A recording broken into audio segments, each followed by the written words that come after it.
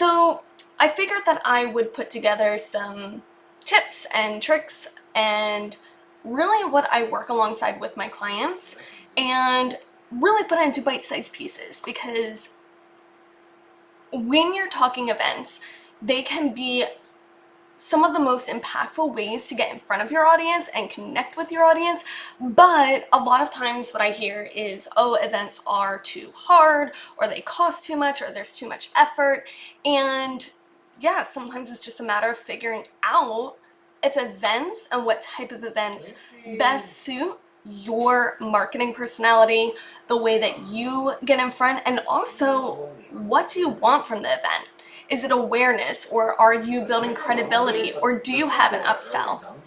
So understanding why people use events and if it's worth using in your marketing plan or not. So those are some of the topics that I like to address before even diving into the logistics and the resources and the time and everything else to make an event successful.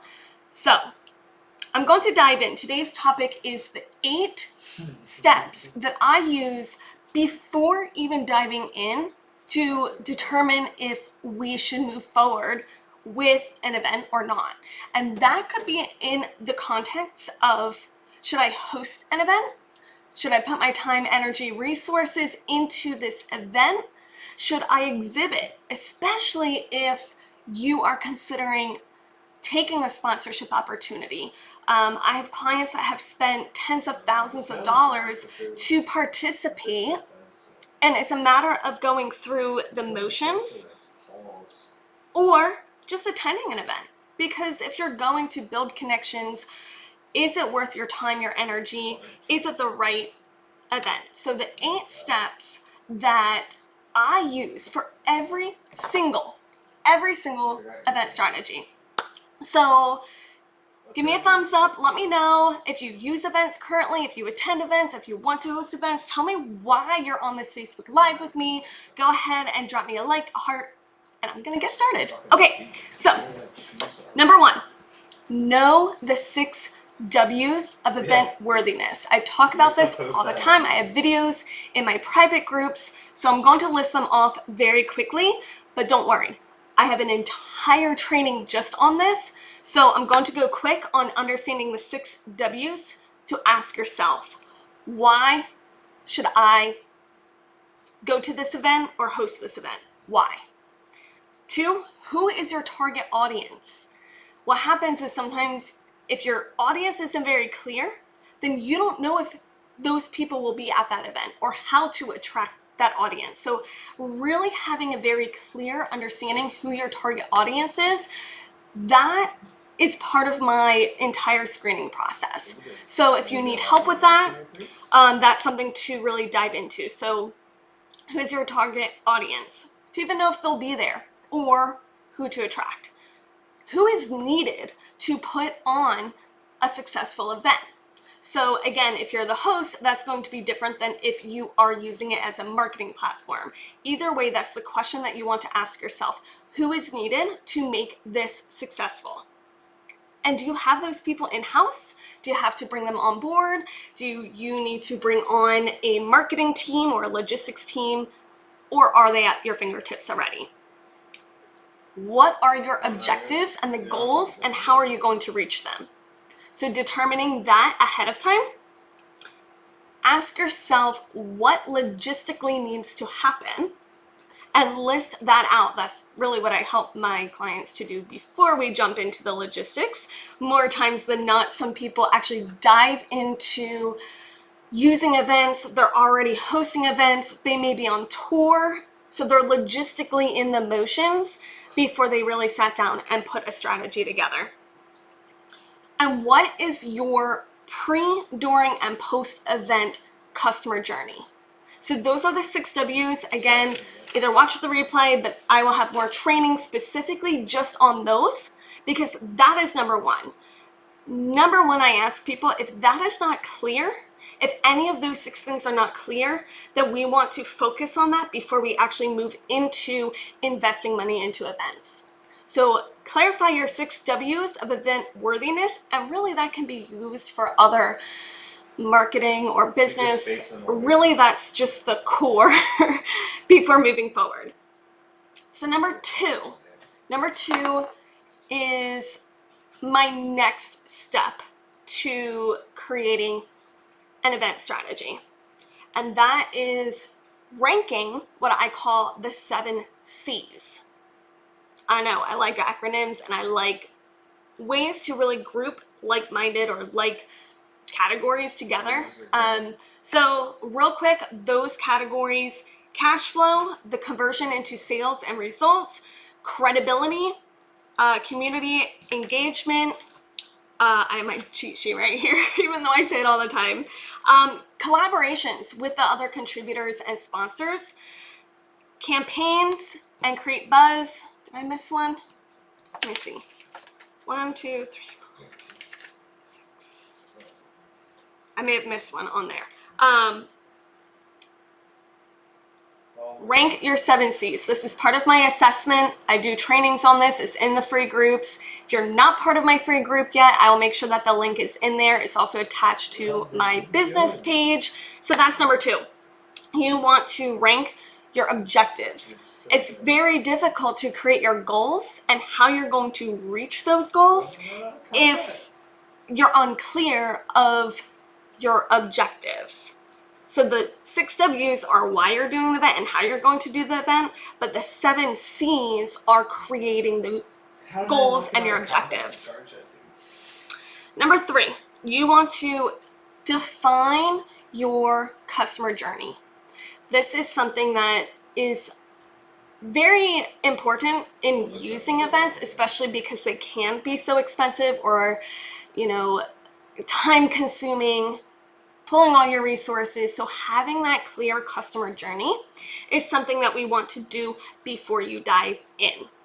Now, if you already have a clear customer journey, then that's great. And you just want to define that and ask, where does that event fit into that plan? And what does it look like? So that's where people get really customizable. Do you want to do videos? Do you want to have an email sequence? Do you have a lead magnet that's a full report or a PDF or a workshop? What is your customer journey? And we really help define what that looks like, but even at a very high level. From what point does it look like somebody doesn't know you yet to they're getting to know you, they're starting to understand what you're about, into they're ready to buy from you or become a customer? So what does that look like and where do events fit in? So that's number 3, is defining where the event actually fits into the entire journey. Number 4 is developing those goals and KPIs, so how you're going to track your goals. And that really comes back to what objectives and why you're doing the event. So once it's very clear why you're doing the event and the objectives and what order, again, are you using it for client appreciation? Are you doing it for collaboration purposes? Probably cash flow in some form or another. Probably to build up credibility or awareness, to create buzz. So once you know why and what your objectives are, number 4 is a lot easier to actually base goals around those objectives. Number 5, I have my cheat sheet, by the way. You like it? I know. There they are. I do have these, by the way, so if you want these in note format or just to refer back to, I will put the link to my group where I put all of my resources and my trainings and all that fun stuff. I'm actually opening a brand new group, so you can join the wait list. That way, as I'm adding content, I know who wants more trainings and exclusive trainings. So anyway, moving on. Number 5 is, who is your team? Again, now that we've listed out who is needed for a successful event, whether you're hosting or exhibiting, whatever the purpose may be, understanding what the expectations are of those roles and who will carry out and how your meetings how your project management, how your communication among the team is delivered is really important for efficiency. And again, the whole point is to optimize your results. What happens is people ask me all the time, well, Michelle, can I do this event, or can I host this event? Can I exhibit? The answer is yes, of course. By all means, pull up a few chairs, show up, invite a few people, and you have an event. My role and what I get very passionate is how can you optimize that? And so having those clear expectations with your team members, running your events, running all the meetings and communication, those sort of things will help to optimize using events in your marketing strategy. That really goes for anything in business, but again, I help my clients with specific templates or project management or how to do that. Actually, all of these things is why I have my groups and my clients. I can tell you what to do, but the whole point of my trainings and my boot camps is to really dive deep how you can apply that into your business and to your events. So, number 5, again, create those expectations with your teams. Whether you have an internal team to carry out or your external outsourcing or third parties to carry out the logistics, your marketing, your presentations, the project management of it all. Number 6, logistics. This is where everyone automatically thinks of an event planner. And yes, I admit, when I first started my career, even way back in high school, college, even my early days of corporate America, when I thought that I wanted to be an event planner, it was very logistical tasks. It was who needs to be where and when, how does it get there, and how does it get there. I call all of this the logistics. And what's happening, especially in the event industry or event planners, is there is more than making sure that coffee comes out at 9:30. It's more than making sure that the appropriate equipment is where they need to be. Because at the end of the day, all those things are very important, and to have a smooth event, if you're using events as a marketing or a sales platform, chances are you actually want to recoup those costs and have some sort of ROI. And guess what? At the end of the day, doesn't matter if coffee is scheduled to come out at 9 o'clock or 9:30 during the event. Those are logistics. They need to happen.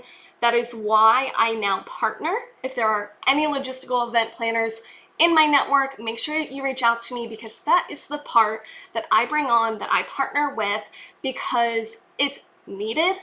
But there's so much more beyond the logistics that I am very passionate about, that I take care of before the event, during, and after.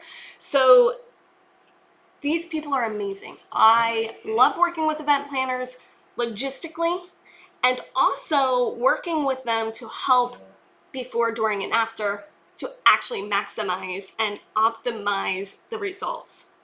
So list out, before you dive in, what needs to happen logistically.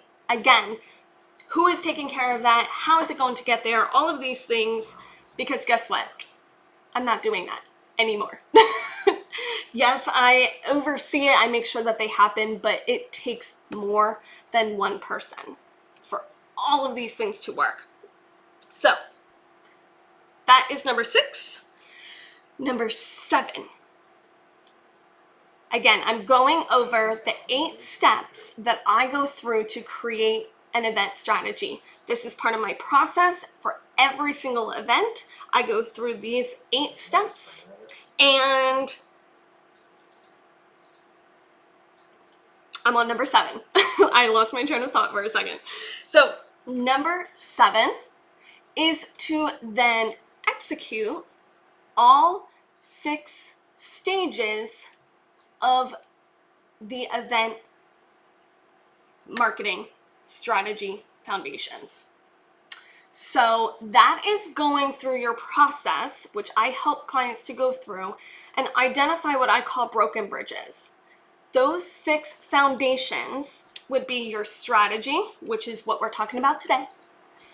Your logistics, again, talking about who needs to be where and when, what needs to be where, how does it get there, all of those things. Your outreach strategy. This is where people immediately think of marketing or prospecting or advertising. How are you getting in front of the people that you want to, and what is that messaging? How are you doing it? What are you saying? That's your outreach. Your nurture. The nurturing sequence is how do you, again, go from a cold to a warm to a hot prospect or connection, or if you're networking. So your nurture, that's creating that customer journey we talked about. And that can be a few different ways. It could be email sequences, it could be touch points, it could be education, it could be multiple events. So what is that nurture sequence? Number 5 of the foundations is your sales, and how do you actually recoup that? So understanding how are you bringing someone through your sales process for the event itself. So if you're the host, that might be ticket sales, that may be sponsorships, that may be a workshop or some sort of program at the event. If you are using events because you have a product that can be sold at the event, maybe it's jewelry, maybe it's a demo of a software, how are you actually selling using events? So that's number 5. And then number 6 is metrics. What's working, what's not working. So number 7 of the event strategy is how to execute those foundations, how to identify what's working in your business, what's not working in your business. Now, number 8, contact Nicole. If you have questions, if you're considering using events in your marketing, that is something that I strive to be a resource. Whether you're a fit or not for programs, that's fine. It's why I give free trainings. It's why I have my group. It's why I do events. It's why I collaborate with people using events. So if there's any questions that you have, if you're just kind of contemplating or you would like the idea of using events, or you want to challenge me as to why events may or may not work in your sequence, I would love to be top of mind, be that resource, give you the right direction or connections for the right events if you're considering going to events, speaking at events, exhibiting at events, hosting events. Number 8, to create your event strategy, connect with me, whether it's on Facebook, LinkedIn. I have my groups as well. So I'm going to recap those 8, and then make sure you're watching the replay. Give me a thumbs up if anybody's still on here. Give me a thumbs up if this has helped so far, or if you would like to join the group, if you're considering using events, let me know. Okay, so to recap. Number 1, know your 6 W's, why you're doing the event in the first place, and that's going to define the purpose. Number 2 is rank your 7 C's. Again, if you're just jumping on and not sure what these mean, either watch the replay or drop a link and I can send you more resources. So number 2, rank your 7 C's. Number 3, define your pre, your during, and your post customer journey. What is the strategy before, during, and after the event? Number 4, now that you have a clear purpose and clear objectives, create your goals and your KPIs, your key performance indicators. How are you going to reach those goals around those objectives? Number 5, just so you know, I have my cheat sheet here. I'll read them off. Create expectations and the process for efficient meetings. So this is to make sure that you know who is doing what in your team, whether it's internal or external. Make sure that you have efficient processes for project management before you dive in. Clarify your logistics as to who needs to be where and when, what needs to be where and how. Bring on an event planner, bring somebody on in your team to manage all of those aspects. Number 7 is to execute the 6 foundations. Again, the 6 foundations, strategy, logistics, your outreach, your nurturing, your sales, and your metrics all together. And then number 8, connect with me, whether it is on Facebook, LinkedIn, send me a message. If you have questions about events, using them as a business strategy, feel free to reach out, and I would be more than happy to send some more resources. So I'm gonna open it up here, just wait a couple minutes for discussion. So if there's anybody on with me, just give me a thumbs up so I know how many people are sticking around, and let me know if there's any questions. Why do you struggle using events?